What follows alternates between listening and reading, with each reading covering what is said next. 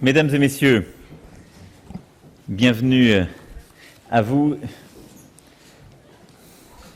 Madame la Première ministre, chère Jacinda. La Première ministre de Nouvelle-Zélande, Madame Jacinda Ardern, et moi-même venons de coprésider la réunion de l'appel de Christchurch pour l'élimination du terrorisme et de l'extrémisme violent en ligne. Exactement 2 mois après les attentats terroristes contre la communauté musulmane de Christchurch, les chefs d'État et de gouvernement de Jordanie, du Sénégal, d'Indonésie, de Norvège, du Canada, du Royaume-Uni, d'Irlande, le président de la Commission européenne se sont joints à nous pour une réunion de travail avec des représentants des entreprises et de la société civile de l'Internet. Les entreprises Twitter, Microsoft, Google et YouTube, Facebook, Dailymotion, Quant, Amazon étaient représentés au plus haut niveau, ainsi que la Wikimedia Foundation et les sociétés civiles néo-zélandaises et françaises de l'Internet.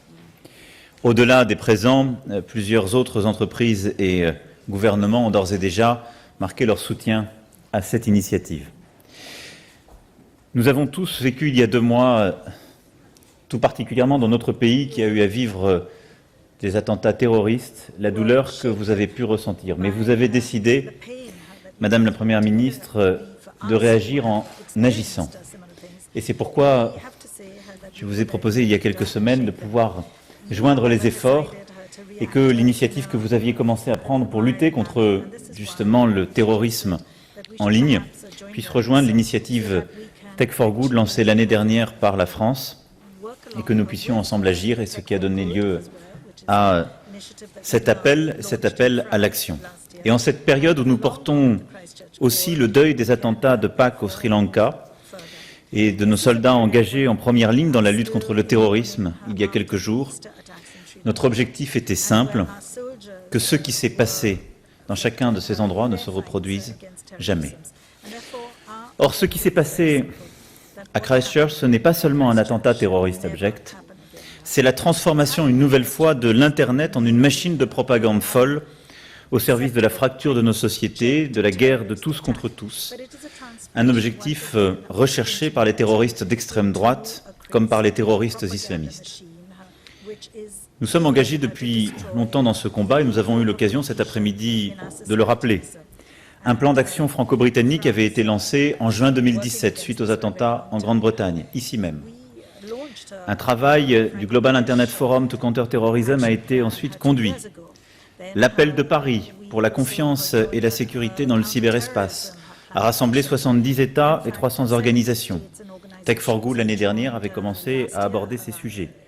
Une directive européenne en 2018 a été portée pour justement permettre le retrait des contenus terroristes en ligne. Et nous poursuivons ce travail au niveau français et européen, en particulier avec de nouvelles actions. Mais l'objectif de notre initiative conjointe et de cet appel que Madame la Première ministre va présenter dans quelques instants était d'une part d'élargir le champ de la mobilisation. Nous avions autour de nous tous les continents qui étaient présents, je l'ai évoqué, le Sénégal, l'Indonésie, le Canada, au-delà des Européens déjà mentionnés. Et donc pour la première fois, les gouvernements du monde entier étaient rassemblés à ce niveau avec cette force-là. Ensuite, c'est une approche rassemblant à la fois les gouvernements, les sociétés civiles et les acteurs de l'Internet, et donc pleinement inclusive. Et surtout, c'est une approche qui sera suivie avec des effets concrets que nous attendons de chacun. Il y aura un suivi technique dès le mois de juin à Aqaba, et c'est l'initiative prise il y a plusieurs mois par le roi de Jordanie qui était avec nous. Nous nous retrouverons ensuite et nous assurerons un secrétariat commun de cette initiative avec l'ensemble des acteurs. Il y aura le rendez-vous de Biarritz et du G7 où nous souhaitons justement adopter une charte pour un Internet ouvert et non violent. Et nous nous retrouverons sous ce format-là, je l'espère encore élargi, pour faire un premier point sur les actions concrètes en septembre à New York, en marge des Nations Unies. Nous avons donc décidé d'agir, et je dois dire qu'au-delà de cette action, j'étais très heureux, Madame la Première ministre, une fois encore, de vous accueillir à Paris après votre visite du printemps 2018, et vous dire que, au-delà de la douleur que nous avons partagée avec vous et votre peuple, c'est aussi la joie de vous retrouver et la volonté d'agir avec force ensemble. Et c'est pour ça que j'étais très fier et très heureux de vous accueillir aujourd'hui. Merci de la parole.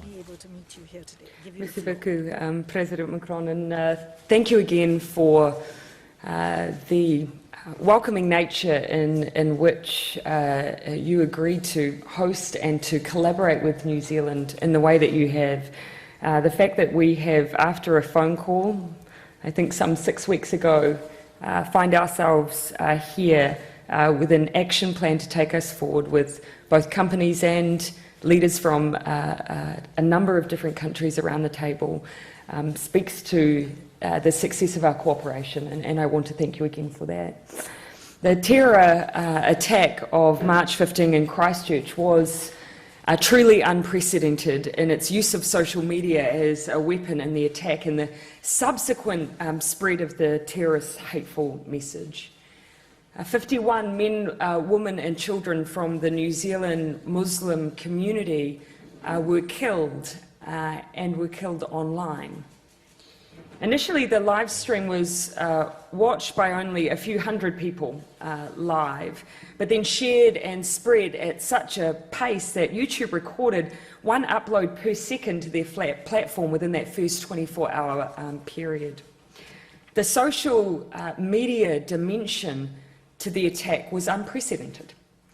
And our response today with the adoption of the Christchurch Call is equally unprecedented as well. Never before have countries and tech companies come together in the wake of an horrific attack to commit to an action plan that will deliver collaboratively work and new technology built to make our communities ultimately safer. And already today we have seen some first steps in response to the Christchurch Call. Facebook has made a start with changes to their community rules around live streaming. And as I say, this is a first step as we look forward to further work to stop social media being perverted as a tool for terrorists and preserving it instead as a means for individuals and communities to connect. Others are taking action also, and not just limited to the leaders who have been here today or to the companies. The New Zealand Superannuation Fund has announced today their support for the call and have coordinated a group of 55 other funds worth over 5 trillion New Zealand dollars who intend to reinforce the call by monitoring companies' behaviour and ensure they are delivering on the commitments that are within the Christchurch Call. The funds have said they will use their collective leverage to also raise concerns with the companies on issues as they arise. In addition, New Zealand's internet service providers have also stated their support for the call, and we encourage any organisation who can contribute to its success to get involved. Today, though, must be day one of change. And as was said in the meeting today by one of the companies, today is the first day of the next 4 months. The Christchurch Call is a roadmap for action, and it is pleasing to see the statement from 5 major tech companies committing all of them to a set of individual actions and collaborative actions as well. This 9-point commitment will lead, I hope, and which is a first, to further change that, if successful, will help to eradicate terrorism from their platforms. New research, strengthening terms of use and community standards, shared technology development, and establishing a crisis response mechanism present very real and very tangible points of difference and change. Today marks 2 months to the day since the attack. The Christchurch Call to Action and Action Plan for Change is a global response to a tragedy that occurred on the shores of my country, but were ultimately felt around the world. It commits us to action to make our communities safer. It commits us to work together and to collaborate and drive results. But fundamentally, it ultimately commits us all to build a more humane internet, which cannot be misused by terrorists for their hateful purposes. And working together under the banner of the Christchurch Call, I genuinely believe we can and will make real progress. Merci. Merci beaucoup, Madame la Première ministre. Thank Nous you allons very maintenant much. répondre So à vos we questions. can now take questions. Jo Moyer from Radio New Zealand. This question is for both of you. What message does it send that Mark Zuckerberg was here last week and didn't bother to attend the summit, and also the fact there is no representative from the US government despite being in town for the G7? Is that a massive snub to you both and the Muslim community still reeling from the attack? Look, I'll leave President Macron to speak specifically to the question around Facebook in Paris and Mark Zuckerberg's recent meeting with President Macron. Just to acknowledge, though, of course, they were represented here today. They have announced tangible changes to their platform, which are first steps, and they have endorsed the call. And so that was obviously an incredibly important step for the Christchurch call to action. On the United States, actually the statement that they've put out demonstrates their broad and in-principle support for the Christchurch call to action. And that's not insignificant. And again, that level of engagement, that acknowledgement of support for the principles of what we're driving here with this call to action, I think demonstrate that there is a real shared desire to eradicate terrorism and violent extremism online, and that is ultimately shared by the United States.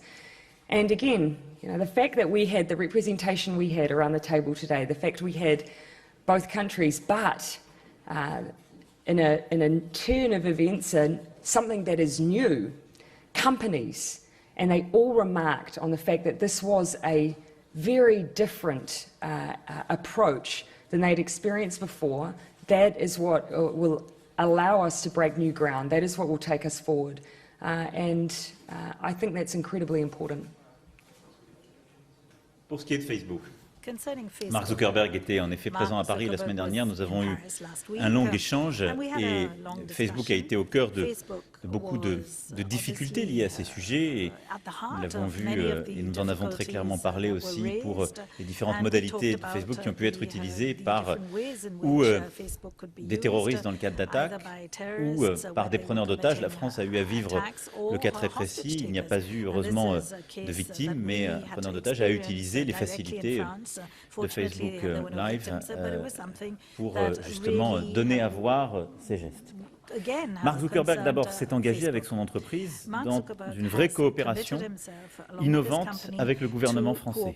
Dans le cadre de cette Smart Regulation que nous avons voulu, c'est-à-dire qu'il a autorisé les équipes du régulateur français à justement venir au sein de la machine, partager les informations les plus confidentielles pour voir comment nous pouvions, afin de lutter contre les contenus terroristes, mais aussi toute forme de contenu haineux ou les méthodes de harcèlement qui parfois peuvent donner lieu à l'utilisation de Facebook, et bien comment on pouvait mieux réguler.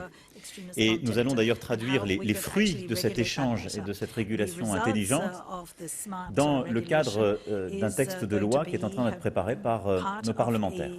Donc il y a un travail qui est en cours. Il ne pouvait pas être avec nous aujourd'hui pour des raisons très personnelles, mais il avait dépêché Nick Clegg, qui était présent autour de la table, avec qui nous avons eu un long échange.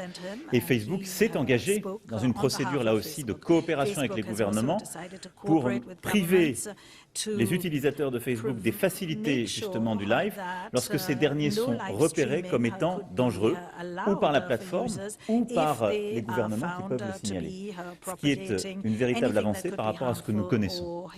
Il est clair que nous devons encore aller plus loin et l'appel de Christchurch va en ce sens, mais je crois que nous serions injustes avec Facebook si nous laissions dire qu'ils ont été ou indifférents ou non coopératifs suite aux initiatives prises. Ensuite, sur l'administration américaine. D'abord, moi je vois les progrès qui sont faits depuis l'été 2017. Je parlais de l'initiative franco-britannique prise en juin 2017. Je me souviens d'un G7 qui avait suivi où nous n'avions pas réussi à avoir une position commune. Et la présence tout particulièrement du Premier ministre Trudeau avec nous est un élément fort qui montre que dans le monde nord-américain, où comme vous le savez, la liberté d'expression est une valeur très forte, essentielle, eh bien on reconnaît qu'il est important important, tout en la protégeant, d'aller vers plus de régulation de l'Internet parce qu'on doit créer un ordre public de l'Internet qui permet la libre expression des idées, mais aussi une meilleure régulation des contenus, tout particulièrement quand il s'agit de terrorisme. Et je crois que la présence du Premier ministre Trudeau, dans la période en plus que vit le Canada, il est à quelques mois d'élection, marque son engagement personnel, l'engagement de son pays. C'était très important pour nous. Et ça montre qu'il y a aussi le monde nord-américain qui est en train de bouger. Ensuite, l'administration américaine s'est exprimée pour dire qu'elle soutenait les objectifs, qu'elle ferait tout pour coopérer. Elle n'a pas formellement endossé à ce stade l'appel de Christchurch, mais nous ferons tout pour qu'il puisse y avoir justement un engagement concret et, je dirais, plus formel. Mais je considère que l'avancée déjà et le fait que l'administration américaine est considérée comme important pendant que nous nous réunissions, de dire qu'elle en partageait les objectifs et la volonté, est un élément tout à fait positif. Bonjour, Sam Schechner Hello, I'm du Sam Wall Street Schechner Journal. from the Wall Street Journal. En quoi l'appel de Christchurch et les engagements pris sont the différents Christchurch des call or the engagements commitments that have been taken précédents in any way pris different from previous contre la commitments propagation that des were contenus à caractère against, terroriste? the Et spread of, dans 3 mois, terrorist, disons, content. spécifiquement, qu'est-ce qui aura changé Three pour les months, acteurs what numériques will et actually have les gens changed, mal intentionnés? for, all Merci. those, who Alors, have hateful peut-être intentions, pour cette fois-ci and commencer, spread hateful de intentions manière on the très internet. concrète, Well, l'appel de to answer Christchurch that, the Christchurch est call for action différent en ce is qu'il different. associe, comme je l'ai dit, Because, as I tous les said, acteurs de it l'Internet brings together all the qui different sont justement stakeholders co-responsables involved on de la the mise en internet œuvre de ce que nous avons would aujourd'hui therefore décidé. be, Ensuite, involved in ces engagements implementing this s'inscrivent plan dans le of contexte, action. comme je l'ai dit, d'échanges Secondly, as I also continus said earlier depuis on, 2 ans avec le secteur for privé de the past 2 years, l'Internet we have already, et avec started les chefs having d'État et de exchanges gouvernement. with representatives Mais of tech companies, ce que nous avons and voulu also faire, with c'est heads of aller state plus and loin. government. But Et what we l'ambition want to do de is l'appel go que nous even avons lancé further. ensemble And the aim permet of d'une the part d'être Christchurch plus call précis avec des is engagements to clairs de be a retrait little des more contenus specific, terroristes to be en very ligne, specific concerning de the permettre d'élargir ce que nous avons elimination of décidé, terrorism, mais qui était violent strictement extremism européen dans le online. cadre de la But directive, also, what et qui we là decided a, si je puis dire, un accès, en tout cas, un périmètre géographique bien plus large, puisqu'il inclut, comme je le disais, la Nouvelle-Zélande, le Sénégal, l'Indonésie, le Canada. Ensuite, parce que nous fixons un cadre commun pour encadrer l'action des opérateurs de l'Internet en matière de lutte contre les contenus terroristes, et eux-mêmes se sont engagés, je viens d'en donner un exemple pour Facebook, à des actions concrètes pour accompagner l'appel. Et donc, l'appel aujourd'hui, c'est un élargissement de ce qui a pu être fait sur le plan géographique ces dernières années, ce que nous avons fait en européen. Maintenant, on a un vrai élargissement et on le fait de manière beaucoup plus large. Et ensuite, en termes de méthode, on associe les acteurs de l'Internet, les fondations libres et la société civile. Et derrière, on a un suivi en termes techniques et politiques de cette action. C'est pour ça que je le détaillais dans mon propos introductif. Sur la base de cet appel, les dirigeants, les CTO des entreprises présentes avec nos équipes techniques vont se retrouver à Aqaba pour voir comment le mettre en œuvre très concrètement. Typiquement, comment on s'assure des processus coopératifs pour que tous les gouvernements qui ont signé l'appel de Christchurch puissent au plus vite alerter une plateforme sur un individu qui est estimé comme ayant des précédents ou qui soit dangereux. Quel type d'engagement prend la plateforme? Comment elle la met en œuvre concrètement? Et on va avoir des questions aussi concrètes et techniques que est-ce que, au-delà de la totalité et des contenus à caractère terroriste et des engagements en termes de rapidité de retrait des plateformes, eh bien comment on empêche que ces contenus soient viralisés? C'est des échanges très techniques qu'on a eus cet après-midi ou en marge de notre échange. Mais vous pouvez demander à une plateforme de retirer tous les contenus terroristes ou qui peuvent être vus comme terroristes, avec parfois cette zone grise. C'est souvent l'argument qu'ils nous opposent. Il y a une autre façon de faire aussi. Donc, vous pouvez leur demander de la retirer dans l'heure. Ce sur quoi jusqu'à présent on a travaillé. Il y a une autre façon de faire qui est de leur demander d'agir sur les contenus qui commencent à devenir viraux et donc d'avoir une action beaucoup plus forte à ce moment-là. Donc maintenant, sur la base de cet appel, ce que nous allons définir dans ce forum, ce sont en juin les conditions techniques pour le mettre en œuvre et il y aura en septembre un rendez-vous où nous ferons 2 choses. Nous listerons les actions concrètes qui auront été prises sur la base de l'appel d'aujourd'hui. Nous listerons les contenus retirés sur la base des engagements pris aujourd'hui et nous tenterons d'élargir le cercle et des entreprises et des pays qui se joignent à cet appel. Donc, moi, les principaux changements que je vois, c'est l'élargissement géographique, l'intensité de la relation, y compris sur le plan technique, avec les entreprises de l'Internet, et surtout un dispositif de suivi, parce que nous avons décidé, avec la Première ministre, eh bien, de mettre en place un secrétariat permanent ensemble pour faire le suivi. On va travailler très étroitement avec les Jordaniens qui ont lancé le processus d'Aqaba, et auprès des Nations Unies, de pouvoir faire le suivi technique et politique de tout cela. Just to reinforce exactly what President Macron has said, you know, it really comes down to the who and the what in particular. So as the President has said, this is unprecedented that we have an agreement here that involves both tech companies and countries. In the past, we've had either one or the other, and often not the same together, to committing to actually undertake different courses of action, each themselves and also together. Also, the what is different.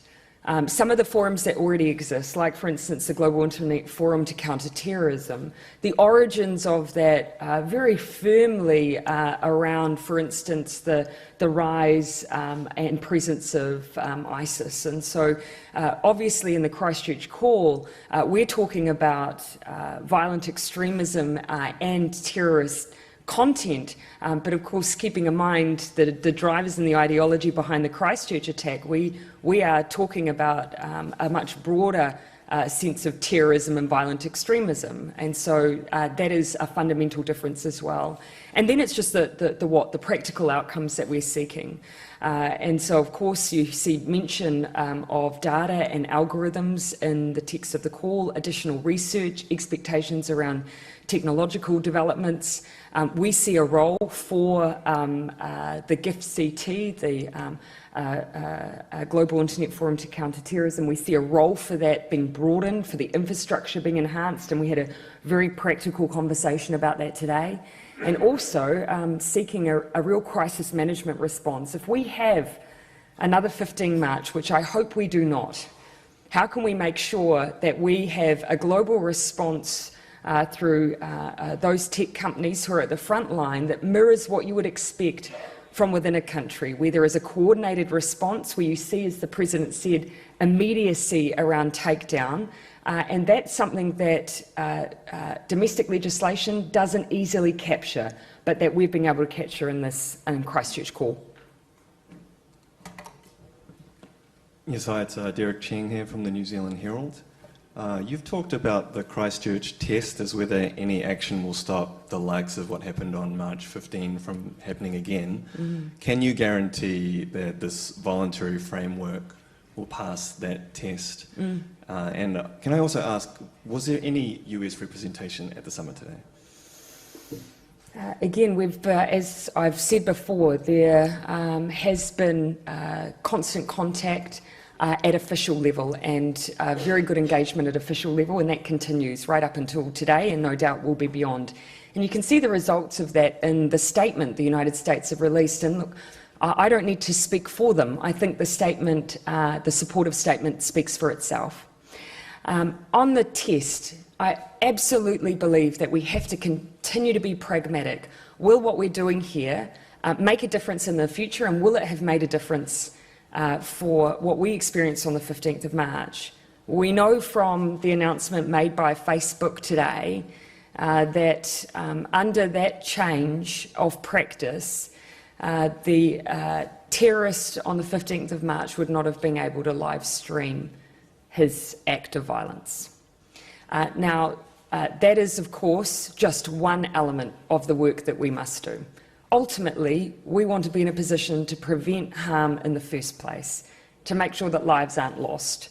And that's why, contained within the text, we also talk about the role that governments have to try and eliminate radicalisation and eliminate ideology of hate. And those are much harder questions, but that ultimately, I think, is what the Christchurch test is. Can we stop the broadcasting, but actually can we stop the hate in itself? Juste un mot pour I'd just like to add revenir something. sur en quoi, en effet, ce qui a été dit aujourd'hui pourrait prévenir et passer le Christchurch test. D'une part, Madame la Première ministre vient de le dire, l'engagement pris par Facebook de manière claire, compte tenu des caractéristiques du terroriste, aurait conduit à ne pas lui permettre d'utiliser la facilité du Facebook Live. Mais je crois que ce qu'il faut voir de manière très claire par rapport à ce sur quoi on avance, sur les contenus terroristes, l'engagement pris par les entreprises aujourd'hui qui étaient là autour de la table, c'est un retrait immédiat et permanent. L'engagement pris, que nous allons élargir par Facebook, qui là aurait touché le cas précis, c'est de mieux réguler le live streaming et de sortir de cette facilité les publics sensibles, dont cette personne. Ça, c'est ce qu'on fait sur les contenus à proprement parler terroristes, c'est les individus définis comme sensibles. Et puis, il y a tout un autre continent qui sont les contenus haineux, ou ce qui peut conduire à ces actions. Ce qui est cette zone grise beaucoup plus complexe, sur laquelle nous sommes en train de travailler. Et là, le forum qu'on a créé va nous permettre d'avancer, et c'est toute la discussion que j'évoquais tout à l'heure et qu'on a déjà eue avec Facebook. C'est-à-dire, typiquement, cette personne, elle a été conduite jusque-là, et d'ailleurs ça a été montré, parce qu'elle avait eu accès en ligne à des contenus de caractère raciste, ce qui peut être le cas pour des contenus antisémites, racistes, haineux, prônant le terrorisme islamiste, donc toute forme de contenus haineux qui peuvent mener à l'acte de terrorisme, même s'ils ne sont pas définis comme terroristes. C'est sur ce sujet qu'on doit avancer sur de la régulation intelligente, parce que sur ce sujet, les plateformes nous disent à juste titre, ça vous ne pouvez pas nous l'interdire, c'est pas terroriste. Et donc c'est cette zone grise. Donc d'abord il y a ce que nous interdisons dans chacun de nos pays par la loi, et ensuite il y a là une coopération nouvelle à faire avec les plateformes pour permettre d'une part de définir les responsabilités des plateformes lorsqu'elles véhiculent ou font répandre de tels discours de haine. Ensuite, il y a à définir les modes de coopération que ces plateformes doivent avoir avec les gouvernements. C'est-à-dire typiquement quand on a défini les caractéristiques dans nos lois sur le plan légal, eh bien s'assurer que les plateformes coopèrent très rapidement, retirent ces contenus et nous permettent d'identifier ceux qui les diffusent. Ce qui, en termes de prévention par rapport à ce que vous avez vécu, aurait permis, je pense, aussi d'avoir de l'efficacité. Monsieur le Président, Madame la Première ministre, Rim Momtaz pour Politico. Le règlement européen en cours de discussion à Bruxelles demande aux plateformes de retirer les contenus haineux et terroristes sous un délai d'1 heure. L'appel de Christchurch parle d'un retrait immédiat. Quel délai va primer et comment allez-vous pouvoir l'imposer? Et je veux rajouter une dernière question aussi au président Macron. On voit une alerte d'AFP qui cite Madame Angela Merkel qui reconnaît avoir une relation conflictuelle avec vous dans une interview. Donc est-ce que vous pouvez commenter? Oui, alors, sur le premier point, je voudrais être très précis, parce que je sais la complexité de ce sujet. La directive européenne, elle parle de cette fameuse Golden Hour pour les contenus terroristes, pas haineux. Parce qu'il y a cette zone grise sur les contenus haineux, qui est ce que j'évoquais, qu'on va nous définir dans la loi, la proposition de loi dite Avia, et qui ensuite conduit à tout un travail de régulation et de partage. Donc c'est les contenus terroristes, parce que là, la définition est claire, elle est stricte, elle est ferme. Sincèrement, quand on les retire dans l'heure ou immédiatement, on est quasiment à la même chose. C'est simplement je crois qu'il ne faut pas là-dessus faire de distinguo, et il n'y en a pas. On est sur le même objectif, la même fermeté. C'est là où l'appel de Christchurch, comme je le disais, permet d'élargir ce qui a été décidé, ce qui est acté dans le cadre de la directive européenne, à d'autres géographies et à d'autres pays. Mais au-delà de cela, l'appel de Christchurch permet de mettre en place une méthodologie de coopération avec les acteurs de l'Internet et les sociétés civiles, là où une directive, ce qui est normal, dit le droit et la loi. Notre but, c'est en effet, au-delà des contenus terroristes, tels que prévus par la directive européenne, de renforcer cela en étant beaucoup plus strict sur le retrait des contenus haineux, qui peuvent donc conduire au terrorisme, et plus largement à de la violence dans la société. Et donc, les contenus haineux, qu'ils soient, comme je le disais, antisémites, racistes, pouvant conduire au terrorisme, de la même manière que les harcèlements sur Internet. C'est tout cet espace que nous voulons maintenant mieux réguler, et c'est ce qu'on fera au niveau du droit français, avant que nous puissions progresser dans le droit européen et qu'on ait cette coopération internationale. Ensuite, je crois que la chancelière Merkel, dans son entretien, a dit la même chose que ce que j'ai dit à quelques mètres d'ici, en parlant d'une confrontation féconde. Elle a dit on travaille ensemble en permanence, nous trouvons des compromis, on essaie de les bâtir, mais il y a de la discussion. Vous savez, dans une relation, en particulier entre la France et l'Allemagne, quelles sont les options? Il y a le scénario de la confrontation stérile. On n'est pas d'accord et on n'arrive pas à aller au-delà de nos désaccords. On a connu ça par le passé, ça peut conduire au pire, soit à l'impuissance, soit à la guerre. Il y a un autre scénario qui est l'entente stérile. C'est-à-dire, on ne veut tellement pas dire ou laisser dire qu'on peut être en désaccord, qu'on ne décide plus rien. Ça aussi, on a connu par le passé. Donc, on fait des conférences de presse inutiles et on laisse l'Europe s'endormir parce qu'on ne veut pas être en désaccord sur quoi que ce soit. Et moi, je ne crois ni à la confrontation stérile, ni à l'entente stérile. Je crois à la confrontation féconde. C'est-à-dire, on propose, on teste le partenaire et on essaie ensemble de bâtir un compromis. Nous avons proposé à la Sorbonne, à l'automne 2017, une nouvelle vision de l'Europe. Les gens ont dit, c'est terrible, la France est seule. 6 mois avant, on disait, c'est terrible, la France ne propose rien. Et on a travaillé pendant des mois dans cette confrontation féconde. On est arrivé à l'accord de Meseberg. L'accord de Meseberg, ce n'est pas la totalité du projet de la Sorbonne, mais il a permis de faire avancer beaucoup de choses et de trouver, par cette confrontation féconde, une avancée franco-allemande qui permet ensuite à l'Europe d'avancer. La semaine dernière, nous avons proposé avec les Pays-Bas un texte ambitieux sur le climat, qui va dans le sens de ce que la Première ministre a fait passer dans son pays. Neutralité carbone 2050. On a réussi à rassembler 9 pays, 9 États membres. Beaucoup me disaient, c'est terrible, l'Allemagne n'est pas avec vous. Confrontation, vous n'allez pas y arriver. Il y a 2 jours, l'Allemagne nous a rejoints autour de ce texte et de cette ambition climatique. Confrontation féconde. On avance. Et donc, voilà, nous devons réussir à accepter des désaccords momentanés, de ne pas être totalement d'accord sur tout pour avoir le courage d'affirmer ce que nous voulons. Ce qui est attendu de la France en Europe, c'est de dire clairement ce qu'elle veut, ce qu'elle porte, quelles sont ses ambitions, et ensuite de construire un compromis avec l'Allemagne pour pouvoir avancer. C'est ça notre histoire. Et c'est le cœur de notre relation. C'est comme ça que nous avons avancé sur beaucoup de choses et que nous continuerons à le faire avec le même esprit de construction et d'avenir qui nous anime, la chancelière Merkel et moi-même. Est-ce qu'il y a d'autres questions? On est bon. Hein. Thank you again. Thank you. Thank you.